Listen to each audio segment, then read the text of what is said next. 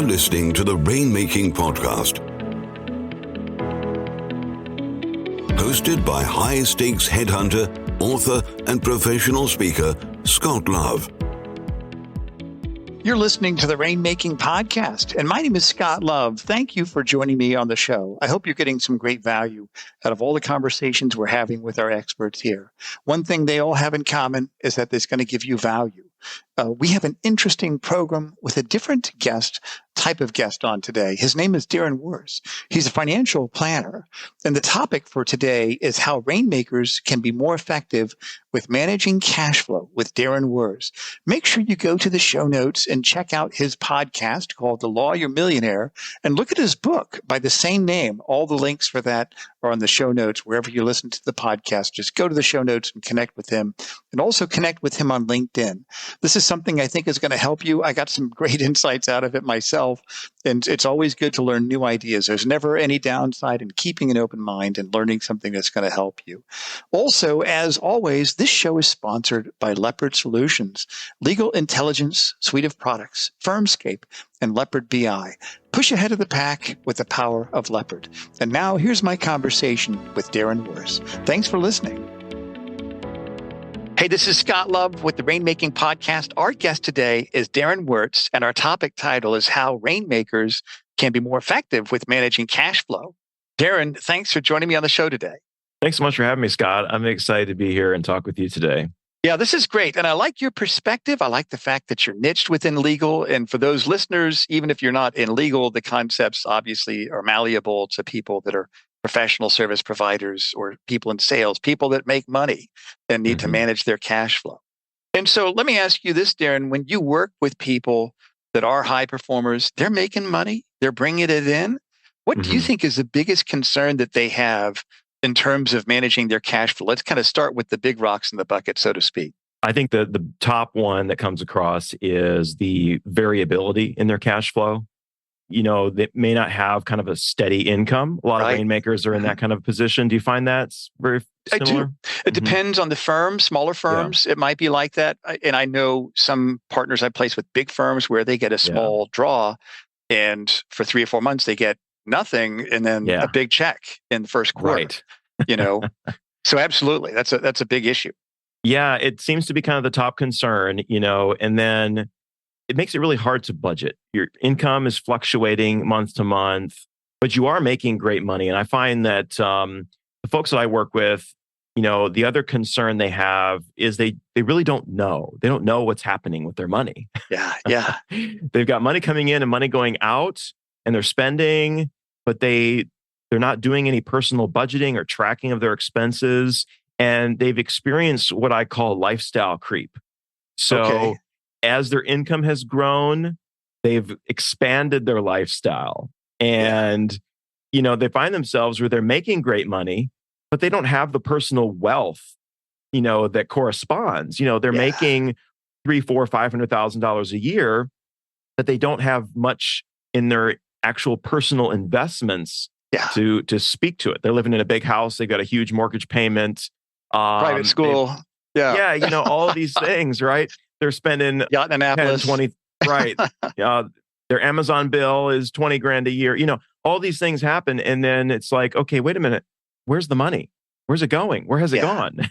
Yeah, it's funny. I remember the very first time years ago when I started recruiting partners in DC, I'll never forget the first time a partner told me this. He said, when I'm talking about his comp expectations, and he said, for me to be able to cover what it takes me to live, I can't make less than $450,000. And I'm like, wow. But you see it. And that's you know, the people that you and I deal with, that's normal where they are. So I absolutely see the whole lifestyle creep. So we've got two big rocks in the bucket, variability and cash flow. Number two, they don't know what's happening with their money, the lifestyle creep. What would you say would be another, because I want to go back over these one by one, what would be another big variable that's top of mind for them? Well, I think as a result of that, they feel like they're on this hamster wheel. And they know they want to get off at some point, but they're just not sure that's going to be possible. Yeah. You know, we talk about it. It's not just for budgeting, and cash flow management is not just for people who are trying to make ends meet. I find that people who are making really good money are in the same position of struggling to make ends meet. And if your annual spend is $450,000 a year, you're going to need a lot of money to retire. Yeah, that's right. That's right. So that makes it tough. So what do you think then, and maybe we're kind of getting ahead of ourselves, what should be the target? Let's just say 450 or 500. They got to put money away for taxes. They've got to have their lifestyle. What should their target be in terms of what they're actually banking in investments or other investable assets each year? What do you think should be the formula for that? It really depends on a lot of different factors. But if, to give you kind of a benchmark, you should be saving at least 10% of your income. Yeah. Maybe even closer to 10 to 20% of your income. Think about maybe an employee who works at a big company and has a 401k and a 401k match, and maybe they're putting in 10% and the company's matching 10%. If you're a law firm owner, you don't have an employer who's doing that stuff for you. Yeah. And so you have to be really purposeful about making sure you are putting money into your retirement accounts, and not just your retirement accounts, your other investments too, and building up your cash flow buffer, building up your regular investments and things like that. That's great. So what should that pie chart of investments look like? What do you think should be in some sort of a tax-friendly vehicle, other regular investments, stocks, bonds, mutual funds, or whatever, and other investments, like I'm going to buy a chain of grocery stores or something like that? What does that pie chart usually look at for the people that you work with? Oh boy. Well, I could write a whole book on this subject. And I did write a book, and there's a lot of that information in there. But I think, you definitely want, if you're making really, a lot of money each year, you want to take advantage of your ability to put into pre-tax accounts. Yep. And that's going to really help you to minimize that tax burden, because if you're up there in the tax brackets, you're paying a hefty amount. And you especially want to take advantage of that in those years where, speaking of fluctuating income, let's say you have a really fantastic year. You want to, don't go out and buy that boat you've been wanting to buy necessarily.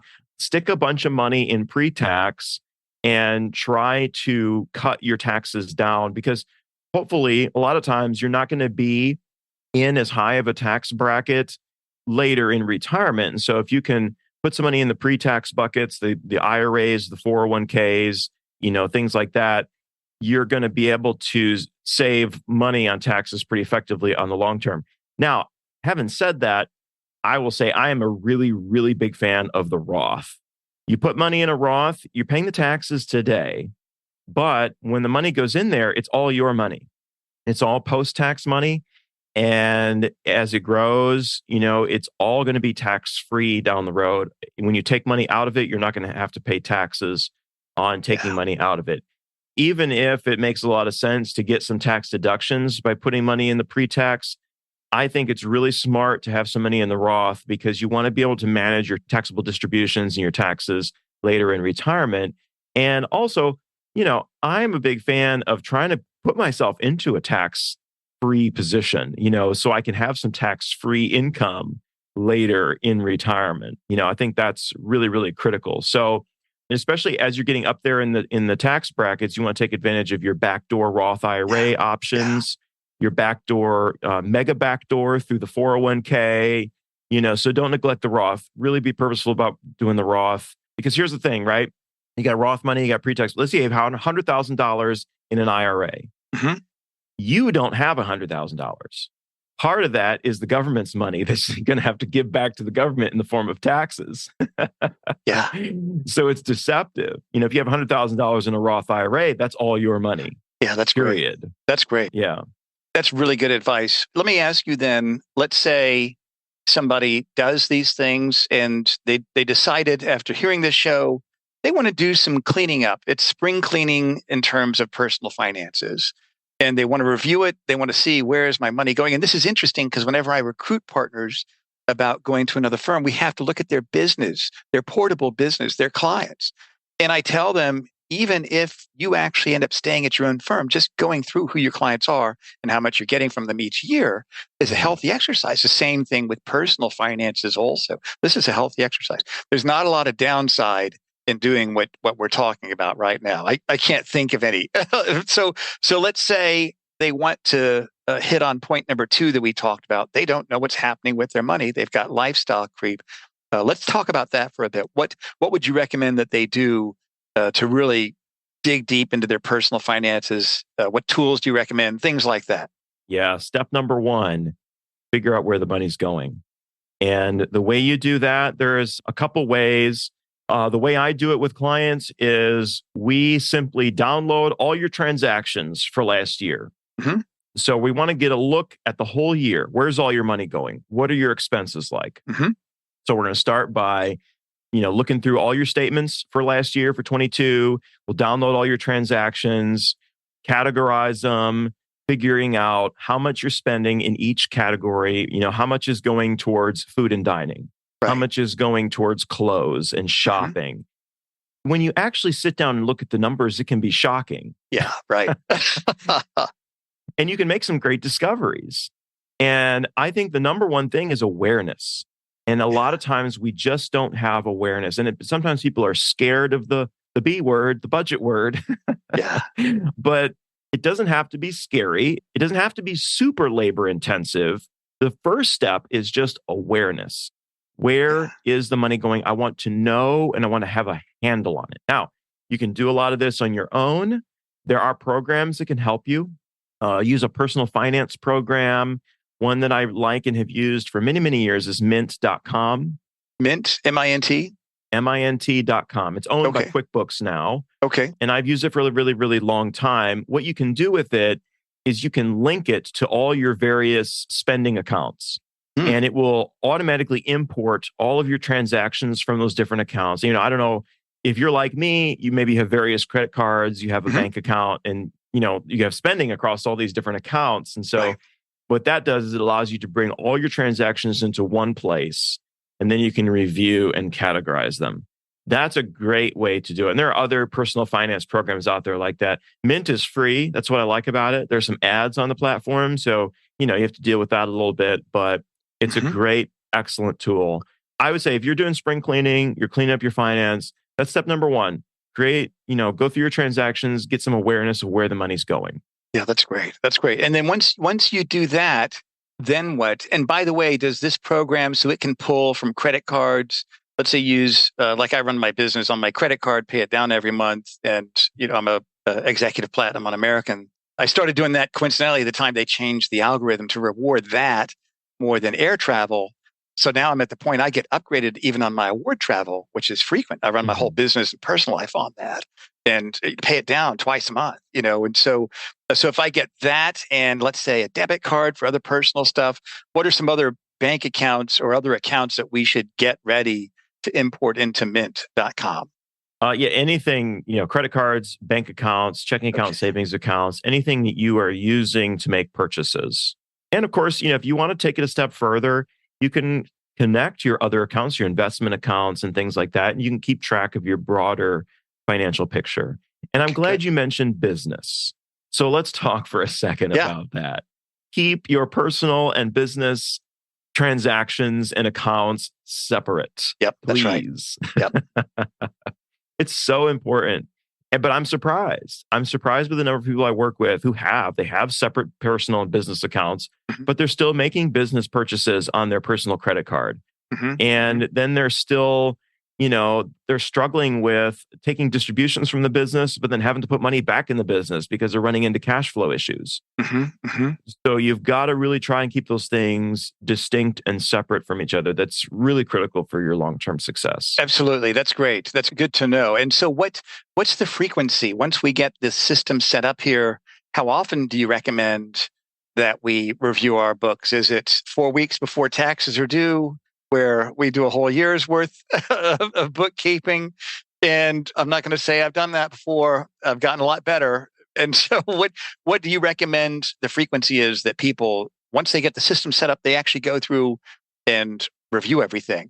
Yeah, definitely not once a year, a few weeks before tax deadline. Because here's the thing, you're going to be looking back at, transactions that were 9 months ago and going, okay, what did I buy at Home Depot and why? Yeah, right. That's right. So, my short-term memory doesn't even go back a couple of weeks ago before I'm scratching my head at certain things. So, at least on a monthly basis. That's great. Actually, what would be better would be weekly. Now, that sounds crazy, but if you do it weekly, it doesn't take you very long. Yeah, right. Spend 15 minutes on a Saturday morning going through your personal transactions and putting them in categories. Yeah, that's it goes great. very fast. Yeah, so you can go through, like, download it off of your credit card statement or debit card statement. What I usually do, I'll put them in an Excel spreadsheet and then do the calculation tool for each column and then put those in the different categories. It keeps it separate. I'm able to track it. Whatever you can measure can be improved over time. I remember when COVID hit and I started going over my books, I was amazed at how much I was spending on wining and dining. Which isn't a bad thing because it's all business. I mean, it is all business. This is my life. And I'm meeting with partners all the time, buying them drinks and fancy dinners and stuff. But I was amazed to see, wow, am I really spending that much on that? So it was kind of a big wake up call that, wow, I need to pay more attention to this. So the question I have for you, Darren, who else should they have in their corner? Besides you or someone like you, who are the other people this Rainmaker should have that can help them figure out and track all this stuff and everything else that they have to deal with? Well, a lot of times they have a bookkeeper, and I find that that's very, very helpful. The issue that I run into, or that my clients run into, is they're too busy. And this is true of law firm owners. It's true of, salespeople that are, kind of running their own business. It's true of law partners. They're so busy, they just don't have time to manage the cash flow and do a lot of these things. So, a lot of my clients, they already have a bookkeeper. And if they don't, I recommend they get one for their business. Yeah. And then, hey, why not have a bookkeeper for your personal finances too? Who can help you sort of, do that categorizing and things like that. If you don't have the time to do it, have somebody who can do it for you. And that's one of the things that we can do. And we do also for our clients who need that service. Okay. So what should be the expectations? If we have a bookkeeper, let's say I'm a partner in a big firm, I'm not doing the firm's books at all. I'm just managing my own income and cash flow. What would be my expectations of this bookkeeper? What are they actually going to do? What information do I need to get them? How often are we communicating? And those sorts of things. I would communicate at least once a month to review. They're going to probably create like a cash flow report for each month for you to show you in a year-to-date cash flow report that shows where your money's going, kind of like a profit and loss statement for a business. And then you can, review that with them and then kind of see where you want to go with it and make sure you're on track. Part of the initial setup of all of this is making sure you have a cash flow plan. And I like to use that word or that term instead of budget, because really it is a plan for how I'm going to allocate my money. You have a limited amount of money, right? X amount of dollars. Okay, now where do you want it to go? And it's not about, oh, shame on you, you need to cut back on this or that. It's about where do you really want the money to go? And let's make sure it goes there. Yeah, that's great. I like that perspective a lot better. I think the word budget, you're right. It connotates limitations, and you can't go to Disney this year and get the speed pass. You're going to go to Busch Gardens. and so, so I like that. I like cash flow plan. I feel like I'm super smart when I say that. I like that a lot. That's a great idea. So what are the pitfalls that you've seen people fall into as they're managing their personal finances? What are some of the big danger areas they need to watch out for as they're starting to make improvements? Yeah, the big one, I think, is that a lot of us tend to save what's left over. And I think it's important to treat saving like a bill. Treat it like a bill that has to be paid. It's the light bill. I got to pay it or the lights won't be on. You know what I mean? If you need to allocate a certain amount to retirement savings, think of it like that's my future light bill. If I don't pay that, I'm not going to be able to pay. My 60-year-old self isn't going to be able to pay the light bill, right? So think about it in terms of that and actually put that first. When you're doing your cash flow plan, start with that. How much money do I need to save for retirement? And then along with that, let's not just think about retirement. We can have fun with it. This should be inspirational and motivational.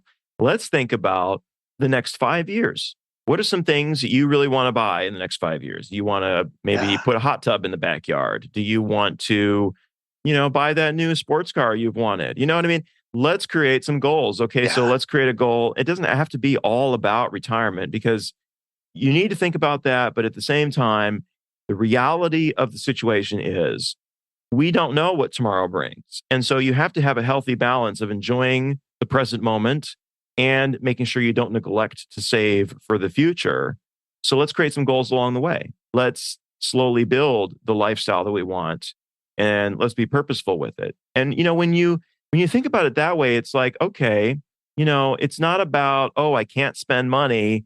It's about, I can spend money, but I want to make sure I'm spending it on the things that really matter and are important to me.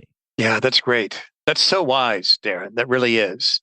So let me ask you then, as we kind of bring things to a close, if we're looking at 3 action steps, if we want to take this and here's step 1, here's step 2, here's step 3, what would you recommend people do? Well, number 1, I would say, check me out. You can head on over to thelawyermillionaire.com. Good. And thelawyermillionaire.com. And we're going to put that link on our show notes also. Yeah, absolutely. There's all kinds of information about me is there, the link to the book, the podcast. It's all right there for you. So you can learn all about the different services that we provide. Mm-hmm.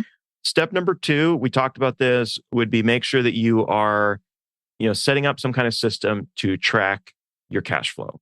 Yep. Start with that. Whether that's mint.com or some other kind of platform or Excel, that can work too. Yeah. Whatever works best for you, create some kind of system that you are tracking and monitoring it. And then third, that goes along with that, create a time that works for you on a weekly basis to review that. And if you're married or you are in a relationship, bring your spouse or your partner into that meeting. Yeah.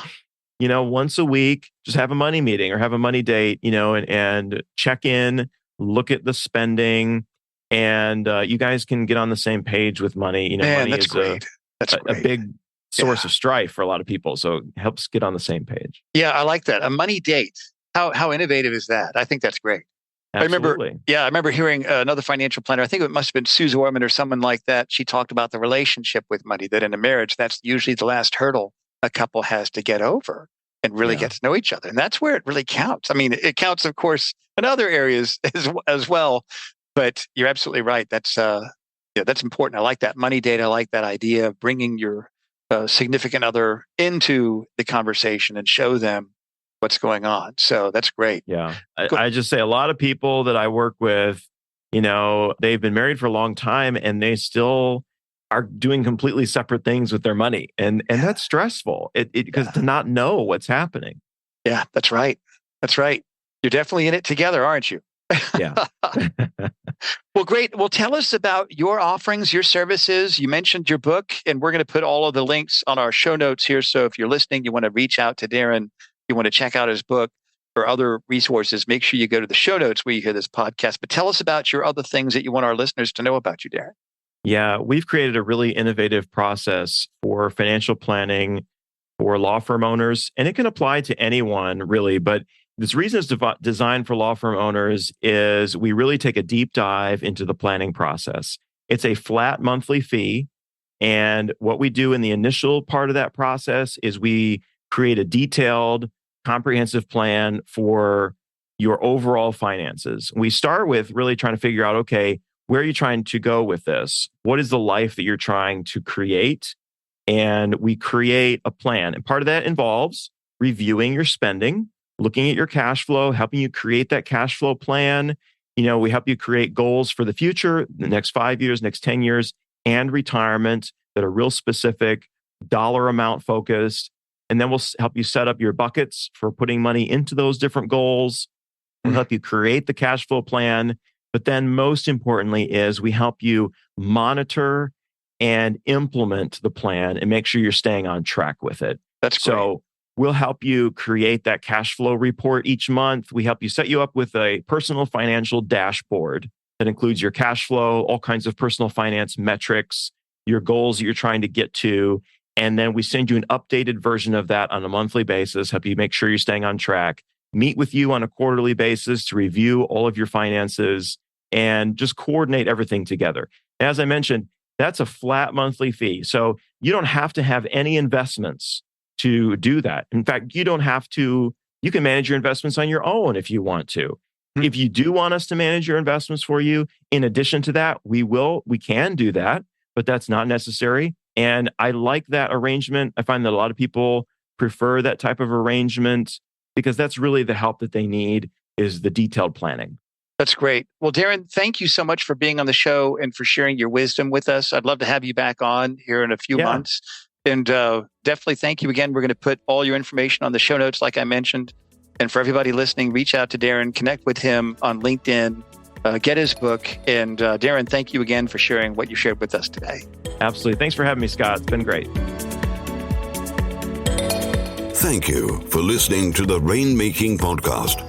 For more information about our recruiting services for international law firms, visit our website at attorneysearchgroup.com. To inquire about having Scott speak at your next convention, conference, sales meeting, or executive retreat, visit theRainmakingPodcast.com.